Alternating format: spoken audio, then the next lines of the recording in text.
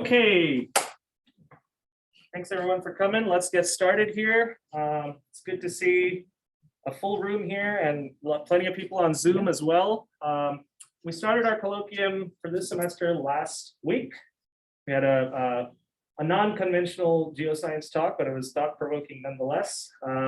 So today, it gives me great pleasure to introduce Andrew Walter, who is going to start off our hardcore geoscience talks for this semester onwards. So Andrew is a postdoc working in the Tierney lab with Dr. Jessica Tierney. Andrew comes to the Southwest from the Midwest, basically. Yes. And Andrew got his bachelor's in geology at Carleton College, and then he went on to get a master's at the University of Wisconsin. After that, Andrew actually spent a little time in the industry in Houston, working on some seismics and exploration, and then decided that he wanted to go back and work on paleoclimate for his PhD degree. Andrew does a lot of really cool kind of quantitative paleoclimatology, I would say, but in deep time, what I would call deep time in the Eocene and so on. And Andrew really brings his kind of knowledge of said strat along with the sort of the quantitative methods that are required to look into sort of orbital forcing of past climate change, and particularly on these really difficult terrestrial sections that we're going to hear about today. So without further ado, it gives me great pleasure to introduce Andrew. Take it away, Andrew. Thank you so much for that introduction, Cal, and thanks to all of you for tuning in, coming to listen to my talk in person and on Zoom. I really appreciate that. So today I'm really excited to talk about some of the work that I've been doing over the last year and a half as a postdoc here in the department, working with Dr. Jess Tierney here in the department, as well as Zheng Zhu in NCAR in Colorado. Basically pairing leaf wax isotope work from rocks with climate modeling in order to get an understanding of what the hydrosphere was like back in the early Eocene greenhouse about 50 million years ago. So before I get into the main body of the talk, I just want to kind of provide a roadmap of kind of the plan for the talk today. I'm going to start off, since we all come from different backgrounds and different timescales that we study, just a description of the climate of the early Eocene. From there, I'm going to go into a little bit of background about the Green River Formation, where it is, why we study it. And then from there, go to a little bit about leaf wax isotopes and what they mean as far as climate goes. And then before I get into the meat of the talk, the results from our hydrogen isotope work and our climate modeling work. So to kind of start things off, before I move on, I wanted to start with a description of the climate of the early Eocene, where this talk will be centered. We're kind of sitting currently in an icehouse climate down here with overall relatively low, as far as Earth history goes, temperatures and polar ice in both the northern and southern hemispheres. However, if we look at the beginning of the Cenozoic in the Paleocene and Eocene, you can see much, much warmer elevated temperatures. And this is a plot from Zakos et al. 2008, by the way, that uses marine oxygen isotopes to basically provide a paleotemperature record for the Cenozoic. But you can see basically that the Paleocene and Eocene are much warmer than what we see today. So it's a very different climate state. You can see that in the late Paleocene, basically we get a kind of long, about 6 million year secular rise in temperatures that kind of reaches into the early Eocene before culminating at a peak between 53 and 50 million years ago, called the early Eocene climatic optimum, or EGO. So that's the peak of the last major greenhouse climate. So it's the last major greenhouse climate that our Earth has experienced. So after that point, temperatures began to drop, going into the middle Eocene and thereon, when we start to get formation again of ice sheets in the southern hemisphere and the northern hemisphere, which weren't present in the early Eocene, where the study is kind of focused. Another important point is that in addition to this kind of long-term secular rise in temperatures that we see over the late Paleocene and early Eocene, there's a series of really abrupt transient climate warming events termed hyperthermal events that are tied to widespread release of greenhouse gases that warm the planet very quickly. So instead of millions of years ramping up our temperature rise, we're talking thousands of years to get to a peak. So the best known of these events is the Paleocene Eocene thermal maximum at 56 million years ago, or PETM, which produced up to 5 degrees warming in the oceans and 5 to 8 degrees on the continents based on proxy information that we have.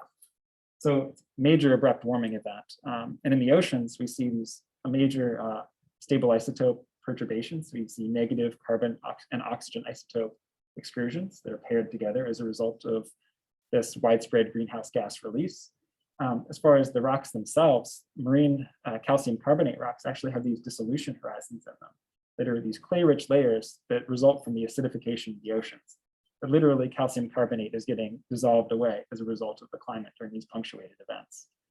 So it's very unusual, very strange climate compared to what we have today, with these really, really punctuated warm events superimposed on a long warming trend.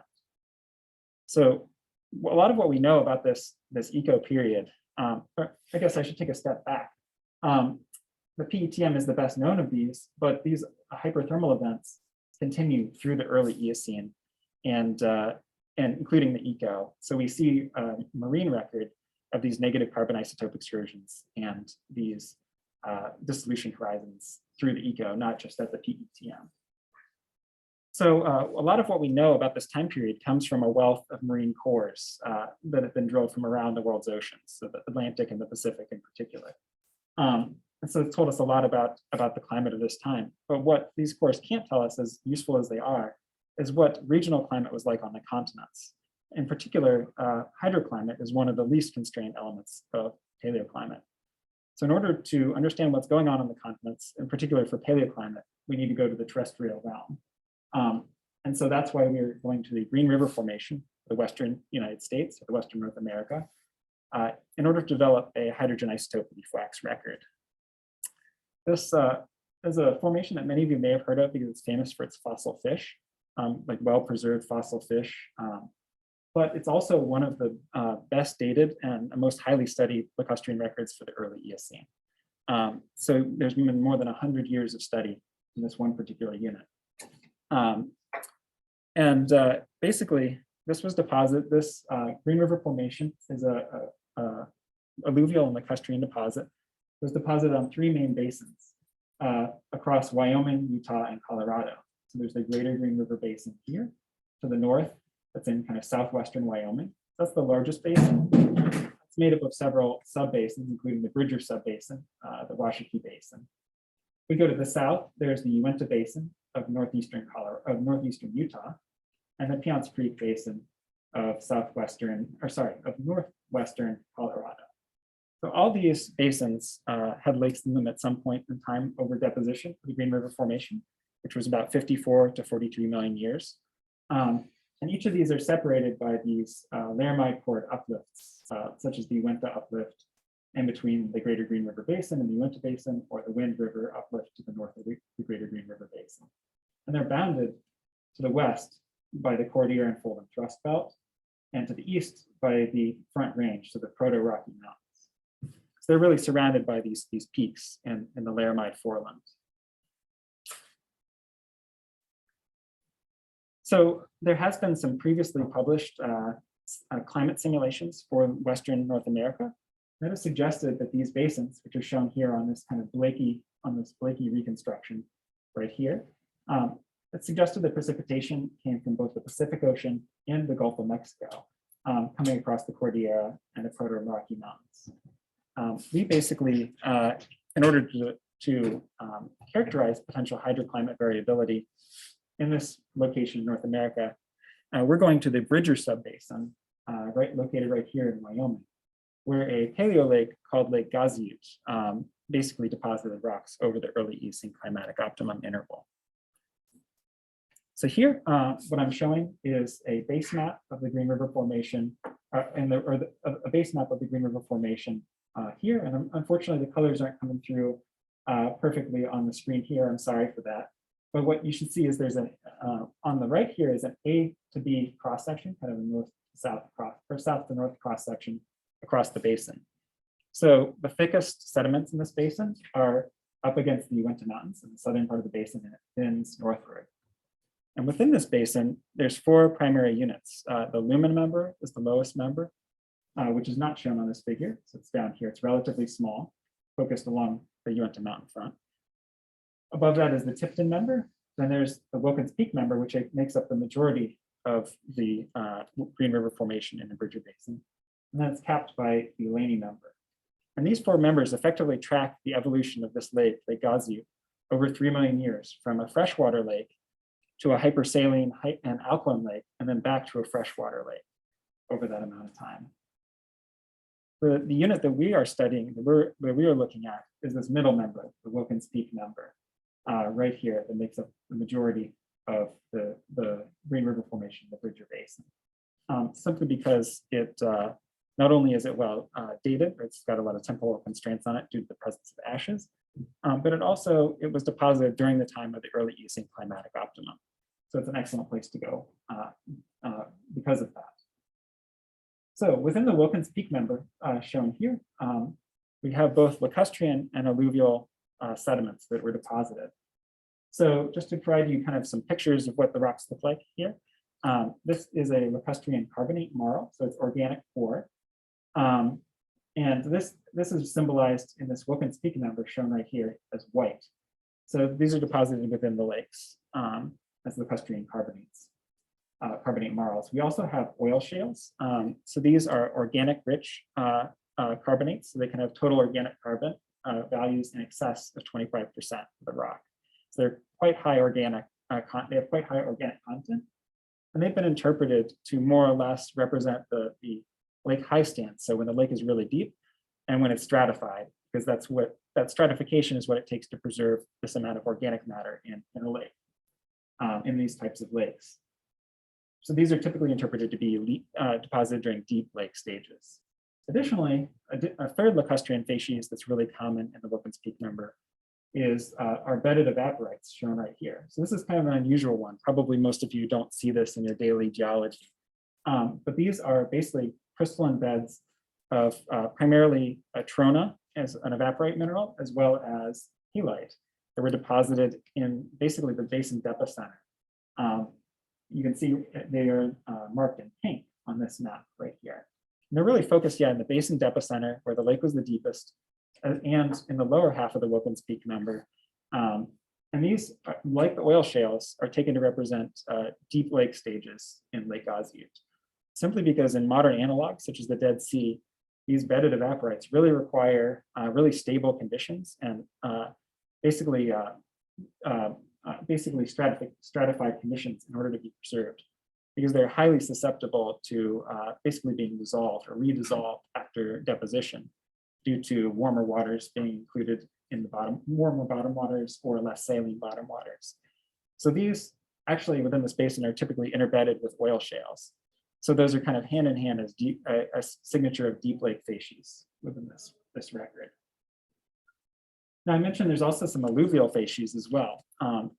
So there's a series of 9 different alluvial beds that make their way into the basin over the course of the Green River Formation deposition. So these are marked with these A through B, C, D, E, F, G through I designations. So a lot of these fans were so extensive that they make their way almost all the way across the basin. So they're pretty interesting. They're typically in the basin center, expressed as green siltstones and mudstones. And as you go to the lake margins, they're primarily fine-grained sandstones.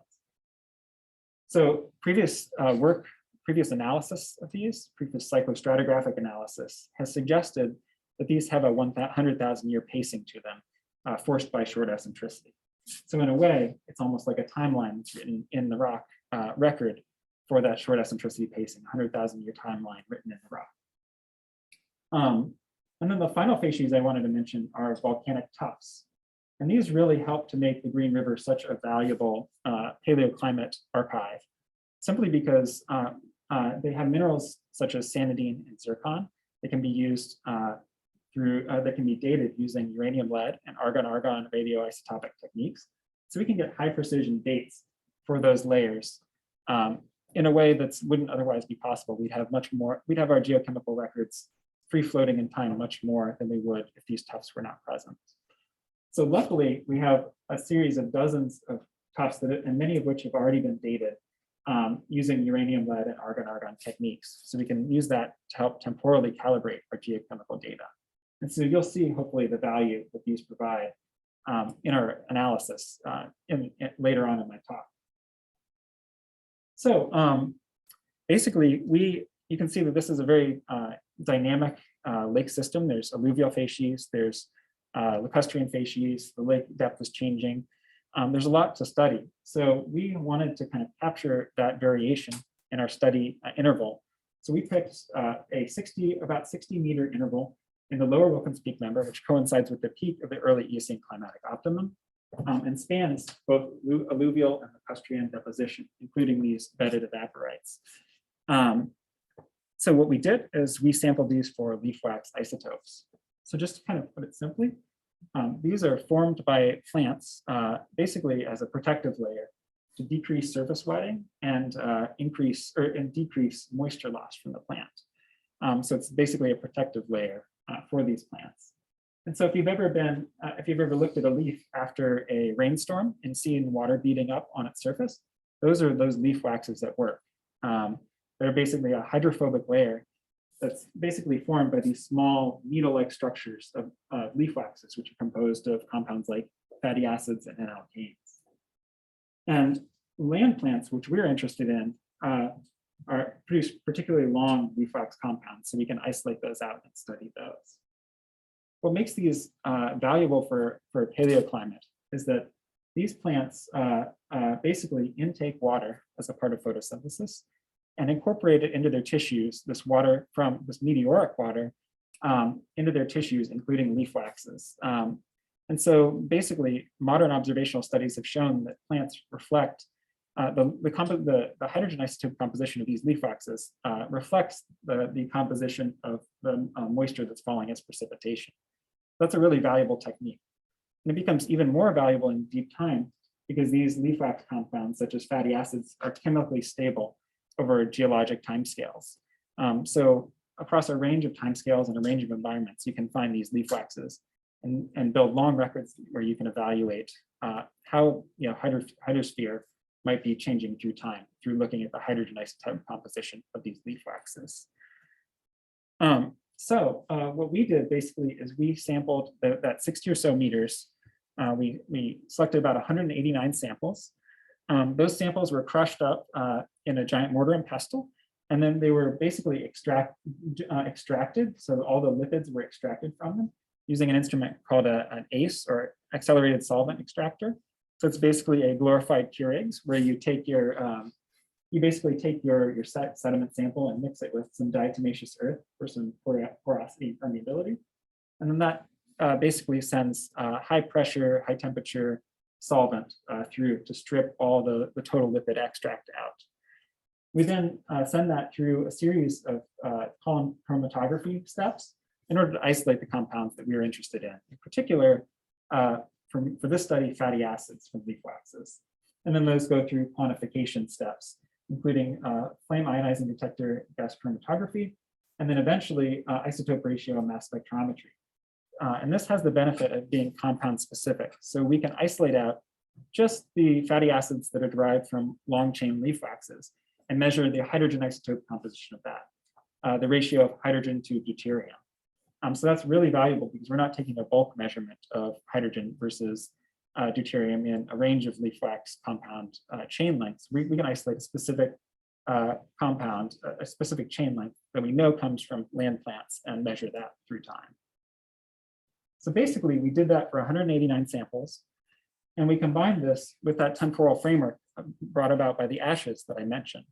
So within our about 60 meter study interval, we had 2 ashes within it, as well as 2 that bracketed it. And so these were all dated using high precision uranium lead methods. So for some of these ashes, it's a matter of a sample being 50 million years old and having uncertainties of as little as 30,000 years, which is really incredible considering how old these rocks are. So it brings a lot of value to the project. We put those ages in a Bayesian time model for the particular core that we're studying to build out, to basically combine our geochemical record with a temporal framework. And so what we got were these temporally calibrated results. So you can see the composition of our leaf wax delta 2H from more depleted to more enriched on the y-axis in per mil. And then on the x-axis is age in millions of years from our time model. So you can see that the record covers about 350,000 years of the early Eocene climatic optimum. Additionally, we see this kind of long, broad scale variation of about 60 per mil over the course of the record. With the most enriched sample coming in at about minus 121 per mil, and the most depleted sample coming in at about minus 188 per mil. So there's a pretty big range of measurements within this record. Additionally, we saw kind of more millennial scale variation on the order of 10 to 20 per mil throughout the record, that kind of finer scale variation on top of this longer term variation. So we wanted to effectively use power spectral techniques to evaluate the frequency distribution of variance within this record and within this temporally calibrated record. And I'm sorry this isn't coming through perfectly, but this is again our hydrogen isotope record from the last page of this figure right here, just replicated right here.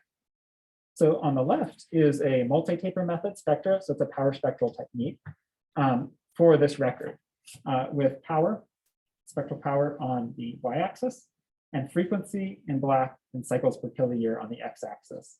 And then I've also added period in kiloyear as well in blue on the y-axis.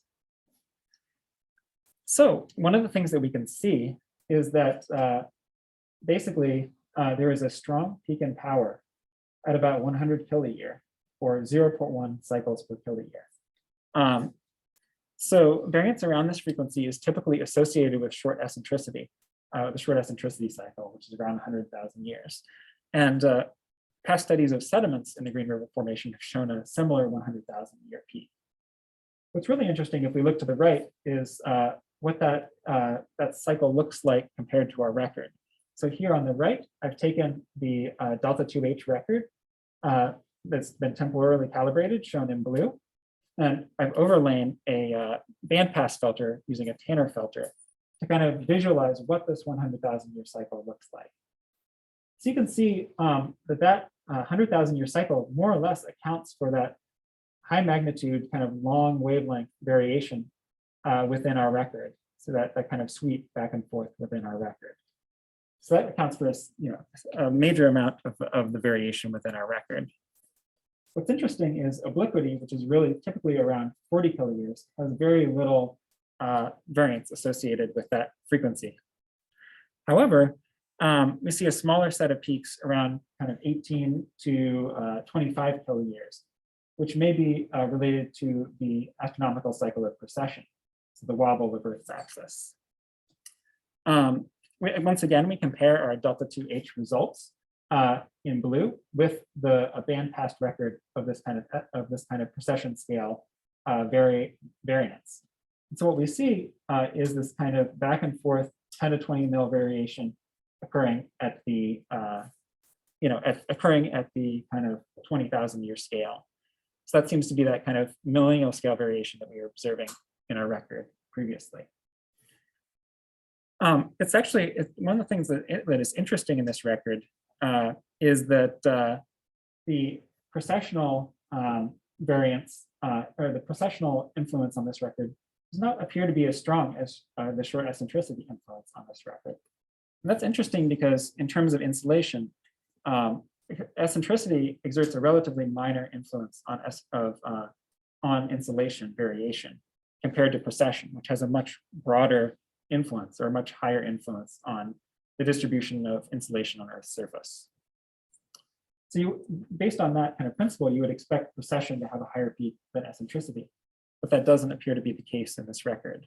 So one possible explanation for this is basically the precession band being clipped, or basically we don't see the full dynamic range of the precession cycle due to nonlinearities in the system. And so when a record is clipped, effectively, again, there's this threshold below which Earth systems aren't able to respond because the response is just too sensitive. Basically, below that threshold, you don't see a record because the Earth systems aren't able to respond linearly. And so as a result of that, with that reduction in dynamic range, what you see typically is that precession, the influence of precession on the rock record is muted, and you get basically that's precession signal rectifying into eccentricity. And so you get a stronger eccentricity peak. Just to provide a quick example of that, here I show the precession index, just a quick illustration with no threshold on it. So it's just the precession index for the last 1,000 kiloyears. And I ran a periodogram on that. That's another power spectral technique. And you can see the three major peaks of precession from like about 18 to 21 kiloyears popping out very clearly. There's no other cycles present within this record. And is that 18, 21, 23? Yes, Yeah. yes, exactly. So then if I simply impose a threshold on the record, and here I've chosen the precession index of 0.2, and everything below that is clipped out. Then you can see that if I run the periodogram on this again, it introduces an eccentricity signal into a record that didn't previously have it. So it's more or less nonlinearities in the system that are creating this short eccentricity signal. So the reason for that is that short eccentricity and long eccentricity modulate precession. And so when you get extreme amounts of clipping, these nonlinearities in the system, basically what the power spectral techniques are picking out is the modulation of precession by short eccentricity. So that's basically what is creating these short eccentricity cycles and long eccentricity cycles where they weren't previously. So I didn't change the data set at all beyond imposing that threshold. So that's what I think may be leading to such a large eccentricity spike within this record. And as the amount of clipping increases, the relative peak height of eccentricity related to precession is greater. So it seems the more clipping you have, the stronger that eccentricity cycle tends to be. So regardless, it appears that Milankovitch cycles or Milankovitch band cyclicity appears to have a key role in forcing variations in our hydrogen isotope record from leaf waxes. Basically, if you integrate all of the power within the Milankovitch bands, it accounts for about 75% of variance within this record. To visualize that, I've again plotted our hydrogen isotope record here in blue and per mil, and actually added a Tanner filter over it that basically illustrates a bandpass of all the variance within the Milankovitch band from precession to long eccentricity. You can see just how well that matches our data in blue, that it accounts for a significant amount of that variation, that back and forth. And it's really only that higher frequency variation that we observe in our record that isn't within the Milankovitch band. So it's pretty clear, yeah, that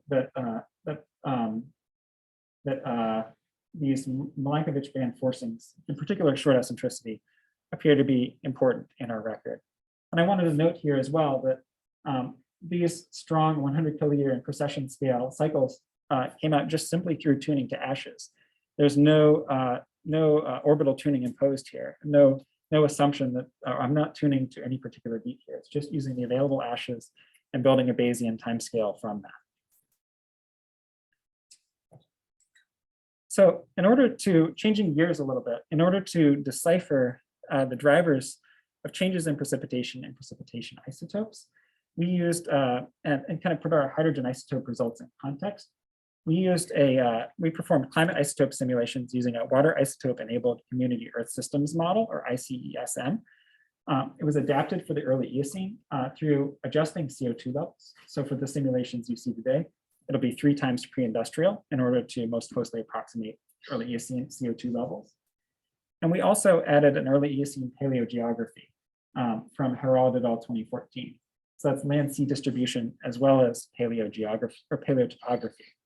And so the paleotopography of Western North America is actually one of the key unknowns for our model because there's so much uncertainty in what North America looked like during this time. The basically paleo altimetry proxies that have been done to date are relatively inconclusive. They can give uncertainties in the range of more than 1,000 meters.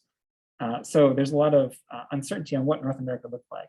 And obviously that plays into our models because the height of the Cordillera and the Rockies, the Proto-Rocky Mountains, the Front Range, basically that impacts what kind of precipitation can make it to our Paleo Lake that's in between these two major ranges.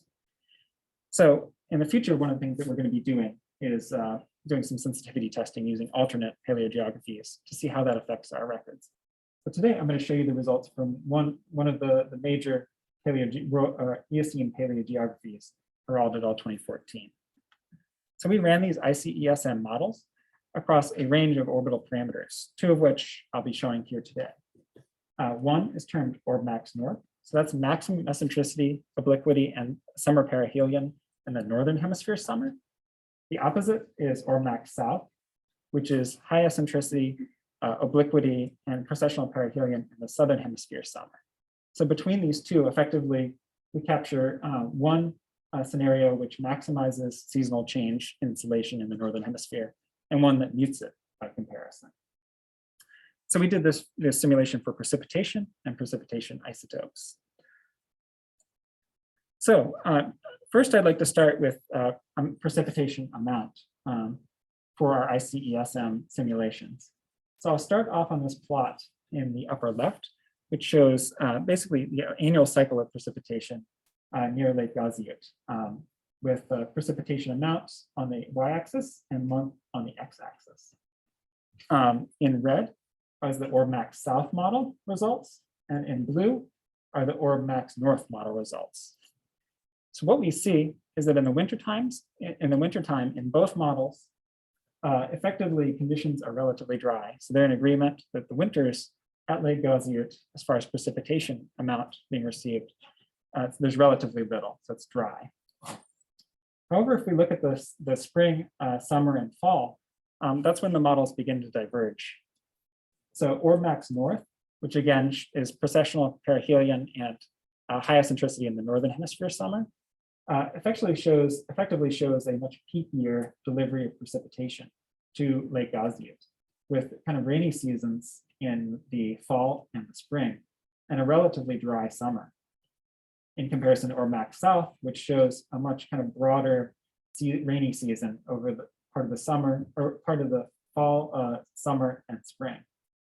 And so Orbmax South shows rainier conditions overall, and Orbmax North generally shows drier conditions, but particularly in the summer. So we wanted to, so it appears that kind of summer is this key month where these two models, these two orbital configurations differ the most. So that's the season, that's kind of the key distinction between different orbital configurations. So we wanted to see how that varied spatially across North America. And that's what's shown at right here. And so what the green colors represent an increase, an enhancement in precipitation in the Orbmax North model compared to Orbmax South, whereas the brown colors represent basically a reduction in the precipitation amount in Orbmax North versus Orbmax South. So what we see is a major enhancement of precipitation along the Pacific in the kind of the southwest of North America, in the kind of a way that kind of mirrors a proto-American, North American monsoon. But while the amount of precipitation increases drastically in this area, it doesn't seem to be able to make its way across the North American Cordillera, because that's not that green, it's not green in color. So it seems relatively isolated to the area right around the Pacific Ocean. As far as the Gulf of Mexico goes, you can see that that's largely this brown color, which means a reduction in amount of precipitation received in Orbmax North versus Orbmax South. So it seems that in the summer season, the Gulf of Mexico sourcing to Lake Gaziout is reduced. So if we look at our plot to the left here of annual cycle of precipitation, this reduction in precipitation in Orbmax North during the summertime, that reduction in amount of precipitation received appears to largely be due to less input from the Gulf of Mexico. And even if there's an amplification in the Pacific, it doesn't seem to be able to make its way across the North American Cordillera, given the current paleogeographies. Now let's look at the isotopes of precipitation simulations. So again, in the upper left, we have the annual cycle of isotopes of precipitation at Lake Gaussiet. And again, Orb-Max North is in blue and Orb-Max South is in red. We see in the winter season that generally hydrogen isotope compositions are relatively depleted. And that's similar between both models. But that in the summertime, there's a much bigger difference between the two models. Looking at Orb-Max North, we see a much larger difference in the annual range of composition of precipitation isotopes. So again, the winters are relatively depleted, but the summers are comparatively very enriched. So leading to a swing seasonally of as much as 50 per mil in delta 2H. By contrast, Orb-Max South shows a much narrower range of hydrogen isotope composition seasonally, with kind of peaking around minus 70 per mil, so much less enriched than what we see in Orb-Max North. So much narrower range of seasonal isotopic composition than what we see in a more extreme orbital configuration. Again, looking over here at the map, where darker colors represent more enriched conditions in Orb-Max North relative to Orb-Max South, and green colors represent more depleted conditions in Orb-Max North related to Orb-Max South. We see that broadly across North America, precipitation is depleted. There's a lot of brown on this map, particularly along the North American Cordillera. This would be Pacific sourced moisture that's basically making its way and basically falling along the Cordillera, and it's highly enriched. Additionally, if we look at the kind of trend from the Gulf of Mexico, that is also enriched in Orb-Max North relative to Orb-Max South. So that seems to be, even though the amount, as we saw in the previous slide, the amount is reduced in summer, the amount of precipitation in Orb-Max North versus Orb-Max South. It does seem to be more depleted, or sorry, excuse me, more enriched in the summer months compared to the winter months. So again, looking at this increase in enrichment in Orb-Max North versus Orb-Max South, that could come from several causes. One is potentially just overall warm temperatures during this time, because it's the summertime, it's the perihelion, and it's high eccentricity. So it's like perfect conditions for very warm conditions. That could be overall warm climate could be producing this enrichment effect during the summers. Additionally, another explanation is this Pacific source, this highly enriched Pacific source moisture, somehow a little bit of it making it across the Cordillera to Lake Gaussiet and contributing to this enrichment effect. But clearly, the Gulf of Mexico seems to be playing a role in this as well, that even though the amount of precipitation reaching Lake Gaussiet from the Gulf of Mexico is reduced, it is enriched in Orb-Max North compared to Orb-Max South, the composition. So each of those could be contributing to that enrichment effect that we see in our modeling. So with the context that's been provided by ICESM modeling, I kind of wanted to revisit the delta 2H data results with kind of to see if there's any connection between hydrogen isotope composition and the lithofacies that we observed. Because we have a range of lithofacies that go from basically a very low lake level in the alluvial facies to a very high lake level where it requires stratification in the form of these oil shales and bedded evaporites. And so what I found is that here I've taken the data and applied just a smoothing effect just to kind of see what the broad kind of large scale trends are, the kind of eccentricity scale trends. What we observe is that alluvial beds, highlighted here in green, are associated with increasing enrichment in deuterium. So they're on kind of the upswing, the enrichment upswing. And then the bedded evaporites and oil shales, so those deep lake facies, are shown here in orange, and they're associated with an increasing depletion in deuterium. So they're on kind of the downward swing. So this seems to be across the whole data set that we have pretty consistent. So I wanted to kind of think about this in terms of a simple schematic depositional model based on our ICESM results and our hydrogen isotope record compared to the lithofacies. So as far as the schematic model goes, here I plotted kind of one of these 100,000 year variations in delta 2H from more depleted to more enriched to more depleted.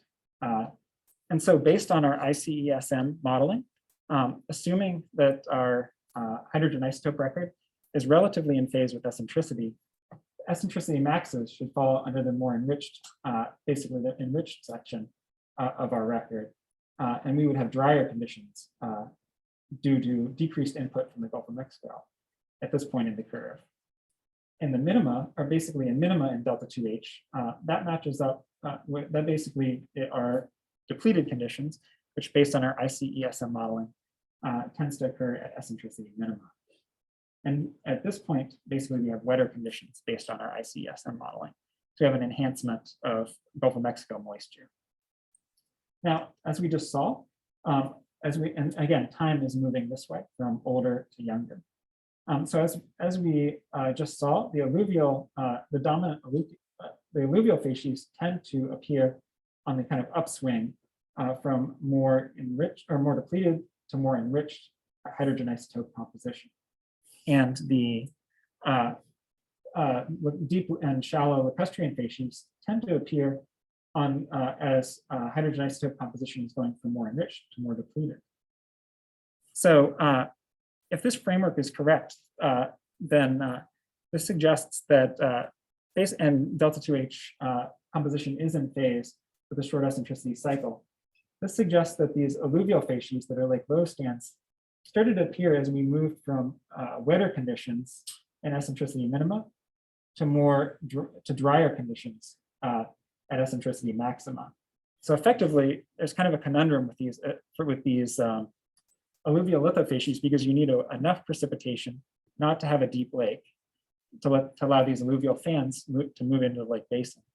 But you also need enough moisture to basically move sediment in these alluvial fans.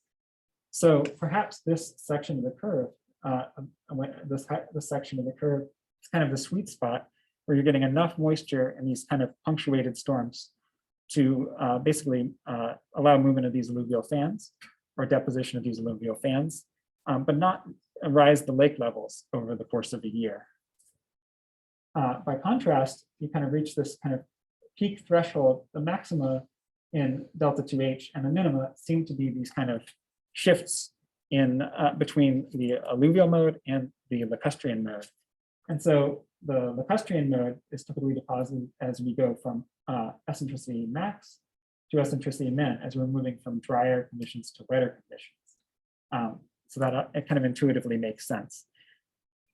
The key question though is what is happening at these transition points, which tend to be associated with the extremes in our delta 2H curve. At minima, the transition between lacustrine and alluvial facies is relatively gradual. So we see interbedding of lacustrine and alluvial. So it seems to be responding relatively linearly to the eccentricity response from the hydrosphere. But that doesn't appear to be the case at kind of eccentricity maxima, at our peaks in delta 2H depletion. So effectively at these points, on a lot of these alluvial beds, we have a basin-wide flooding surface right at the top of these units. And oftentimes above that, above this alluvial bed, which is very low lake levels, you get a deposition of oil shale or bedded evaporite. So that represents high lake levels. So that's a major shift in kind of basin environment. And so there's a couple of potential explanations for that. One is that the hydrosphere is just not behaving, it's behaving non-linearly at that dry side of the cycle. And so it moves from dry conditions to enhancement of stormy or wet conditions relatively non-linearly. So it goes basically like a light switch. All of a sudden you go from relatively dry conditions to relatively wet conditions, explaining why you move from an alluvial fan in the basin to a stratified lake relatively quickly. Another potential explanation that is supported this work by work that's being done by my collaborator Ben Bruck, University of Wisconsin-Madison, is that the peaks of these alluvial beds correspond to basically to these hyperthermal events that what we saw in the marine record as these dissolution events on land are basically expressed by these basin-wide flooding surfaces in the lake. and the recurrence or the starting of deep lake conditions once again. So that his work basically is he's done a geochronologic study of the basin.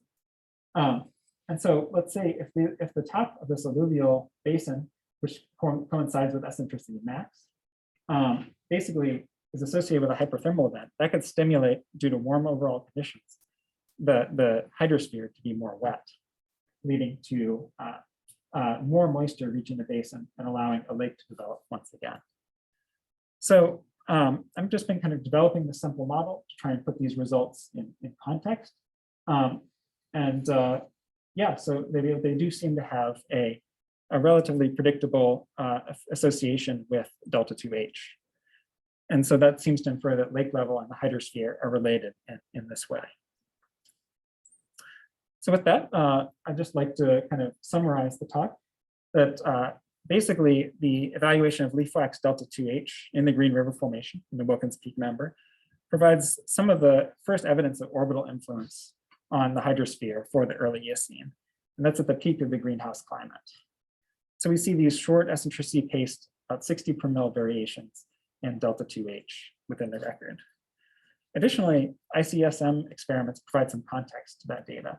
They suggest that kind of summers are the key months it's the key season for driving variations in precipitation amount and precipitation composition between high eccentricity and low eccentricity, and min and max. Additionally, with the current paleogeography, paleotopography, the Gulf of Mexico appears to be the major source of moisture to the Green River Formation, simply because of the high Cordilleran range. Additionally, lithofacies appear to show a predictable association with leaf wax hydrogen isotope results, with the alluvial lithofacies appearing on a drying trend and more enriched precipitation, and then the deeper lake facies or the lake facies appearing on a depletion trend, which trends towards wetter conditions as we reach eccentricity minima. So with that, I'd like to give a thank you to a number of individuals and a number of organizations. And I'd like to thank all of you in person and online for listening. I'm happy to take questions. Okay, thanks, Andrew. Yes. We have time for some questions. I'm going to actually start off with student questions. So any students have questions? Let's start off with a student question. If any of you have it.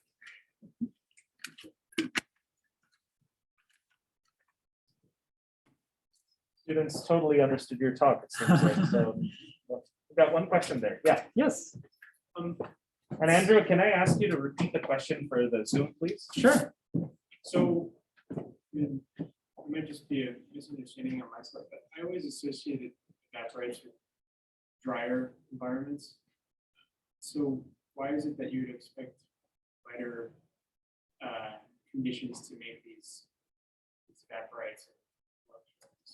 Yeah, that's a great question. So he's asking about why we associate bedded evaporites with drier condition or with wetter conditions when typically evaporites are associated with drier conditions.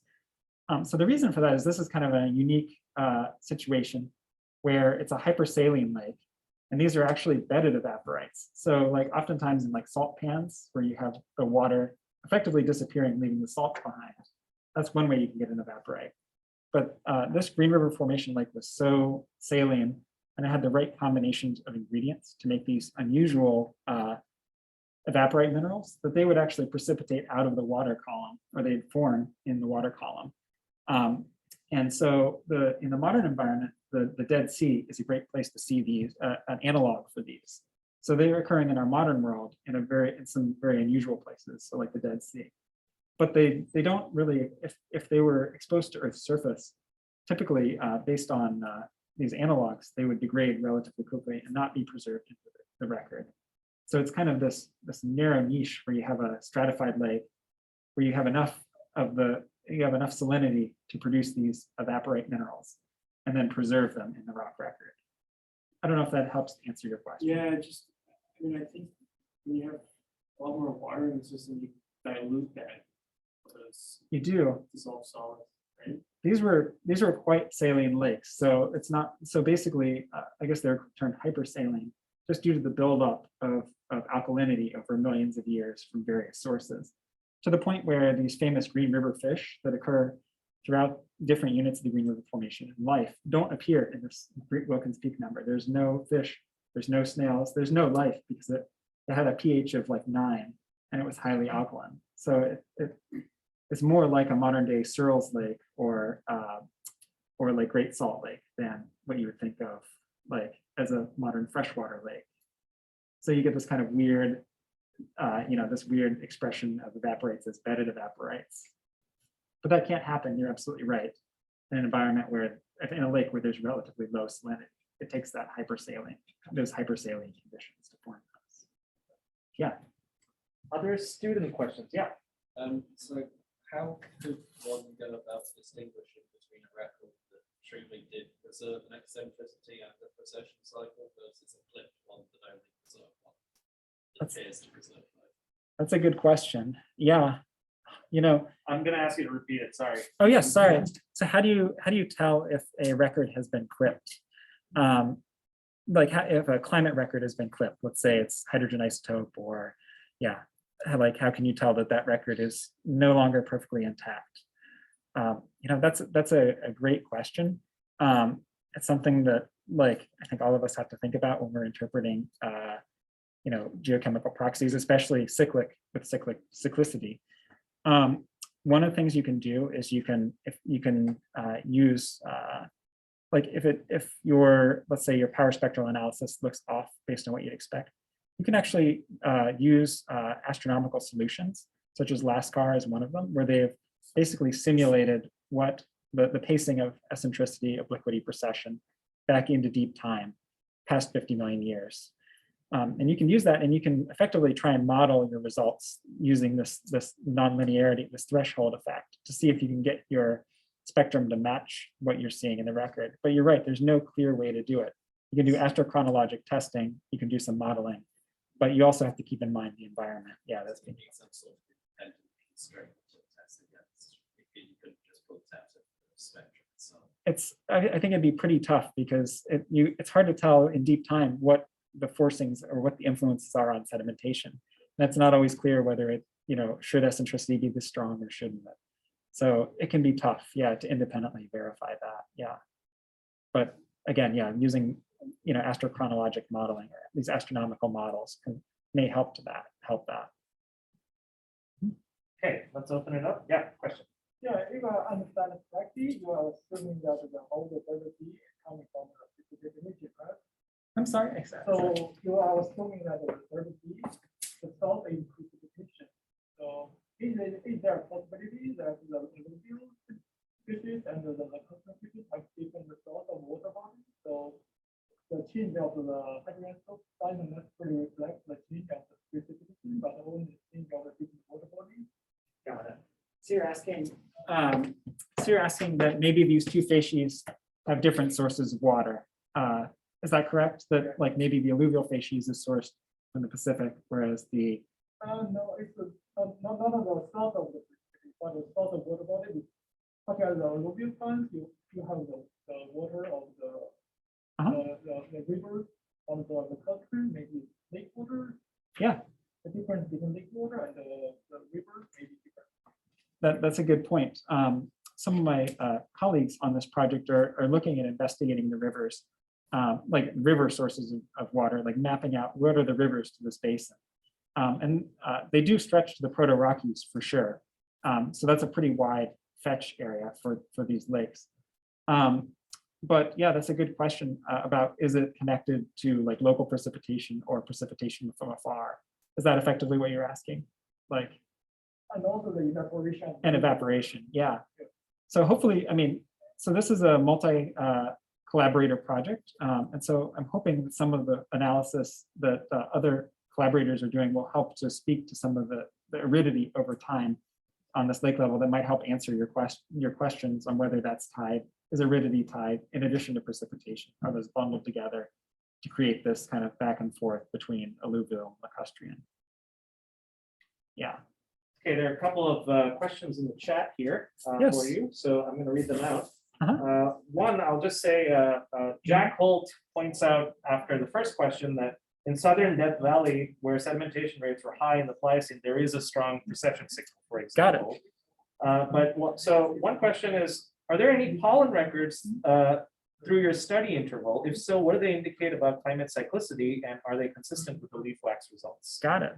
That's a good question. I'm not familiar with too many pollen records that go through the Green River Formation. I don't know if that's just simply due to preservation, that it hasn't been preserved within the lake through time, that the pollen degraded over the 50 million years since it was deposited.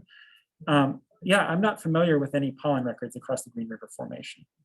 And a quick other question is, what is the geological mechanism for clipping the orbital forcing signal? I would think that insufficient sampling of the signal due to a relatively lower sedimentation rate would be the cause of the precession signal to be suppressed relative to eccentricity. So is the geological, mechanism related to the Yeah. sedimentation rate? Yeah, so you're asking basically what can cause clipping Yeah. from an Earth system Yeah. perspective. Yeah, so sometimes the Earth, like let's say land surface or atmosphere, doesn't respond to the full range of insulation, particularly on the weaker side of things. It might take a certain amount of insulation variation to get the atmosphere, say, or the land system to respond in a particular way. And so in that way, if it's not responding perfectly in step with insulation, then you'll get these kind of non-linearities in the system. So it could be introduced, yeah, through the imperfect matching of, let's say, the atmosphere, the oceans, the land surface with insulation, and that kind of it's not a perfect fidelity translation of insulation, the insulation variation into these various Earth systems, and that translates into the geologic record. Okay, let's open it up here. Other questions? Got a couple more minutes. Nitsa, go ahead. Question about your age model. Yes. So what's the precision on ages on individual tide points? And how dense are those tide points? In your structural analysis, you're showing peaks at like 10,000 years. Can you really resolve that with that record? So we're working to continually improve our time model on our Bayesian time model. So like currently there's about 100, the uncertainty is about 150,000 years in our record in the Bayesian, like between minimum and maximum ages within our model. So you were asking about, I'm sorry, I lost. So first of all, like yes. the individual cost. Yes. What's the plus minus on those things? Yes, so stratigraphically, they're quite well constrained. And then as far as the age, typically like 1 sigma uncertainties or errors is around 30 kiloyears, 30,000 years or so for some of these. So they can be quite precise. So those tide points have 30,000 years on them. How can you resolve a 20,000 year? So basically the Bayesian model is the Bayesian approach helps to build a possible time model or time constraints between those tide points. So one of the ways we could interpret this record is just use the tide points and understand that there's going to be some smearing of our results because on a spectral analysis, because our time model is not perfectly matched to sedimentation rate.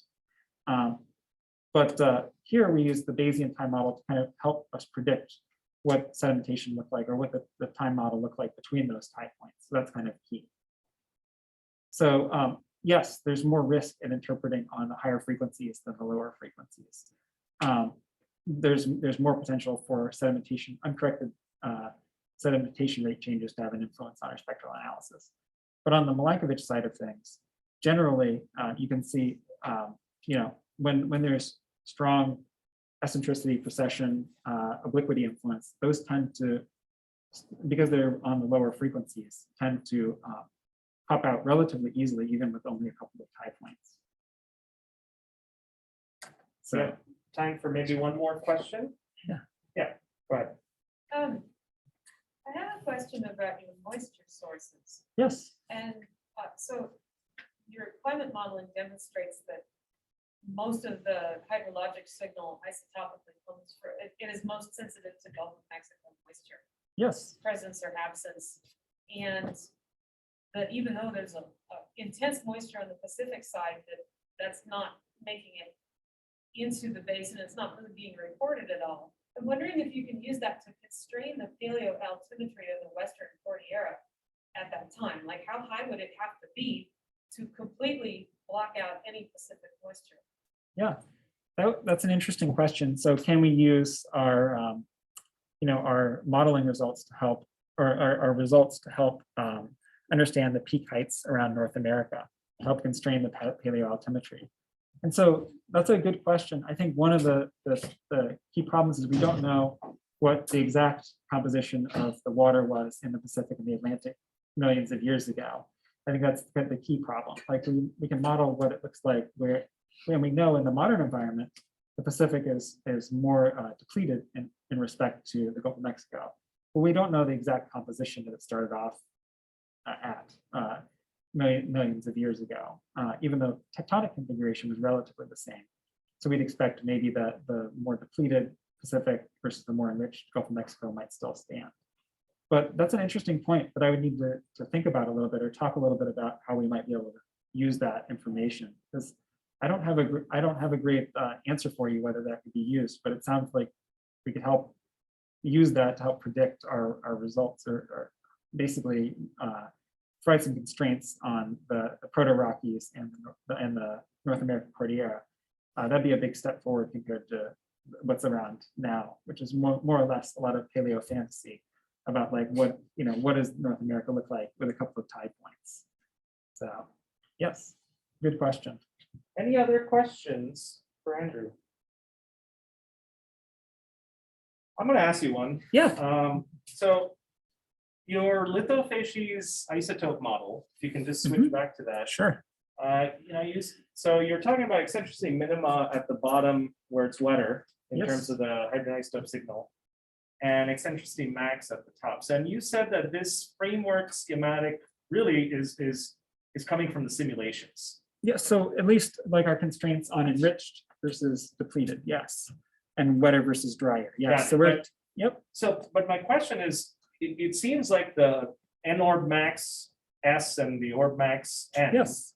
have the same eccentricity configuration.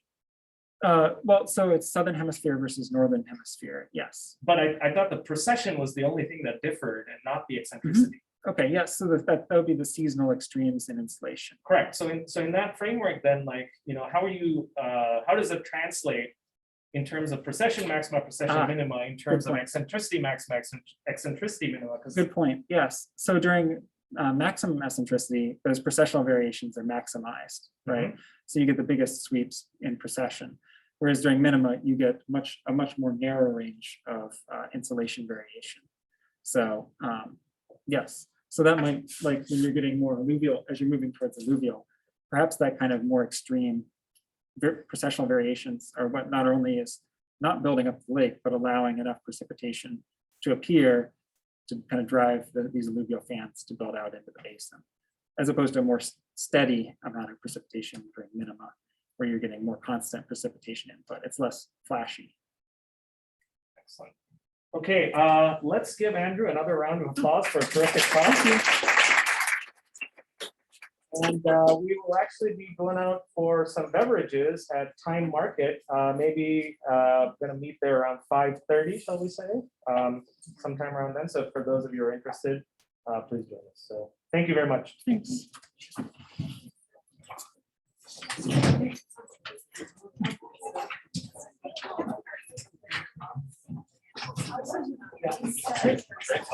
Thanks. Hopefully it went okay. No, it was perfect. I have a dumb question. I know you only have like 5 seconds or so, but is there any relationship between the thickness of those alluvial deposits and the range in your hydrogen isotopes? Good question. Yeah, I think we'll get a little bit more data.